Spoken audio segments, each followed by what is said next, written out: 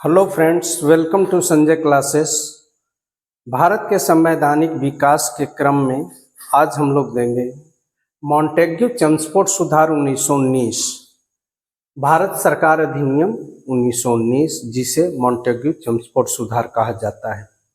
इसमें एक बात ध्यान देने वाली बात होती है कि मॉन्टेग्यू जो थे वो भारत मंत्री या कहिए भारत राज्य सचिव, और चेम्सफोर्ड यहाँ के वायसराय, ये दोनों के प्रयास से ये सुधार संपन्न हुआ था, इसीलिए इसका नाम मॉन्टेग्यू चेम्सफोर्ड। अभी तक के आपने अगर इस चैनल को सब्सक्राइब नहीं किया है तो सब्सक्राइब करें, लाइक करें, शेयर करें, ताकि सभी लोगों को आसानी से वीडियो अवेलेबल हो सके। 70वीं बीपीएससी को टारगेट करके वीडियो अपलोड किया जा रहा है। हर कंपटीशन के लिए यूजफुल है। भारत का संवैधानिक विकास से सवाल दोनों ही में होते हैं, हिस्ट्री में भी होते हैं, मॉडर्न हिस्ट्री में भी होते हैं, साथ साथ आपको पॉलिटी कॉन्स्टिट्यूशन में भी होते हैं। मूल रूप से पॉलिटी कॉन्स्टिट्यूशन का है। भारत सरकार अधिनियम 1919 के पारित होने के पीछे कौन कौन से कारण काम कर रहे थे, ये बहुत इंपॉर्टेंट था। इसके पीछे कई कारण थे। पहला, अधिनियम 1909 की जो असफलता है, ये कोई सफल नहीं रहा। जो भारत सरकार अधिनियम 1909 बना वो यूजफुल नहीं हुआ और इसकी असफलता नई नीति को लाने के लिए मजबूर कर दी। दूसरा, पृथक निर्वाचन प्रणाली से भारतीयों में असंतोष, जैसा कि हमने बताया था लास्ट वीडियो में कि 1909 के जो मार्ले मिंटो सुधार था उसमें सांप्रदायिक आधार पर पृथक निर्वाचन प्रणाली की व्यवस्था की गई थी। इससे पूरे भारत में एक असंतोष फैल रहा था। असंतोष के कारण भी इस पर विचार करना जरूरी था। तीसरा, 1909 भारतीय विकेंद्रीकरण आयोग की स्थापना। 1909 में, ये बहुत इंपॉर्टेंट है, भारतीय विकेंद्रीकरण आयोग की स्थापना की गई थी, जिसने ये सिफारिश की थी कि भारत में शासन का विकेंद्रीकरण जरूरी है।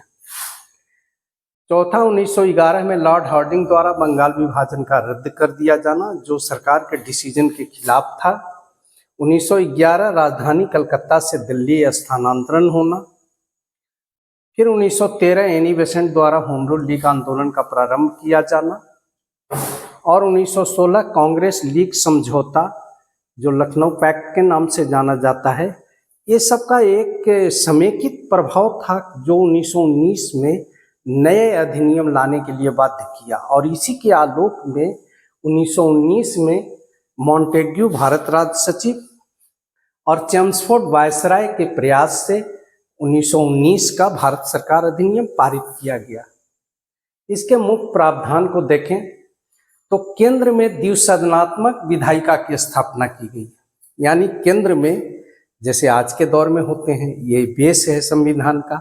आज जैसे राज्यसभा और लोकसभा होते हैं, उसी तरह उस समय होता था एक राज्य परिषद और एक केंद्रीय विधानसभा।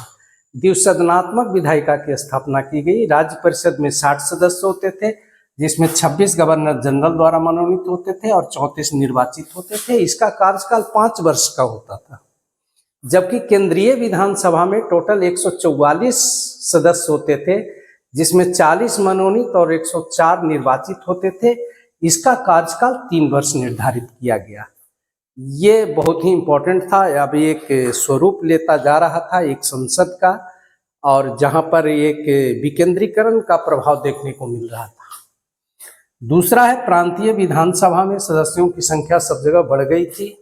बम्बई 110, मद्रास 127, बंगाल 239, संयुक्त प्रांत 123, पंजाब 93, बिहार उड़ीसा 103, मध्य प्रांत एवं बरार 70, आसाम 53। इसका कार्यकाल भी 3 वर्ष केंद्रीय विधानसभा के अनुरूप ही रखा गया। ये सब प्रांत थे जो अंग्रेजी साम्राज्य के डायरेक्ट शासन के अधीन हुआ करते थे। तीसरा, प्रांतों में द्वैत शासन का प्रारंभ किया जाना दरअसल 1919 का सबसे इम्पोर्टेंट फीचर्स है। और ये समझें कि अभी तक के बीपीएससी में जितना भर क्वेश्चन पूछा गया है उसमें यही क्वेश्चन पूछा गया है कि पहली बार प्रांतों में द्वैत शासन कब प्रारंभ हुआ। भारत सरकार अधिनियम 1919 इसमें विषय द्वैत शासन का मतलब समझिए। द्वैत शासन का मतलब होता है कि विषय को दो भागों में बांट दिया गया, एक आरक्षित होते थे, एक हस्तांतरित। आरक्षित जो होते थे वो गवर्नर जनरल के पास हुआ करते थे और हस्तांतरित वहाँ के स्थानीय निकाय को दिया, स्थानीय शासन को दिया जाता था। इसका मतलब इसके विषय को ही दो भागों में बांट दिया गया था। और चौथा था 10 वर्ष बाद द्वैत शासन और सुधारों की जांच हेतु आयोग के गठन का प्रावधान।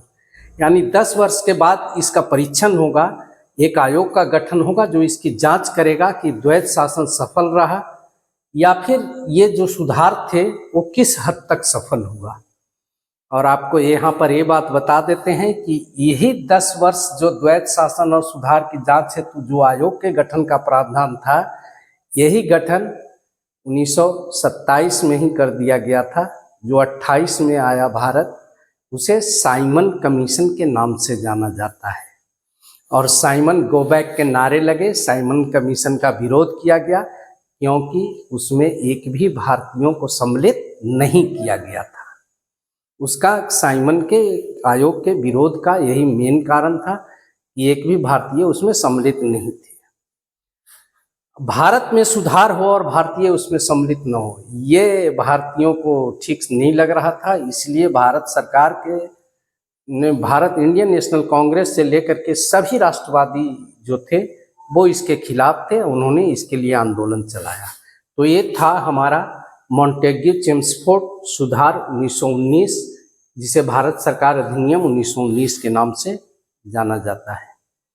अगर अभी तक के आपने चैनल सब्सक्राइब नहीं किया तो सब्सक्राइब करें, क्योंकि ये इतना इम्पोर्टेंट चैप्टर होने जा रहा है, आगे चल करके और भी ज़्यादा इंटरेस्टिंग होगा। और इंटरेस्टिंग के साथ साथ ये बहुत ही यूजफुल है। इसलिए अगर नहीं किया है तो सब्सक्राइब कर लें ताकि लगातार आपको वीडियो मिलता रहे। Thank you.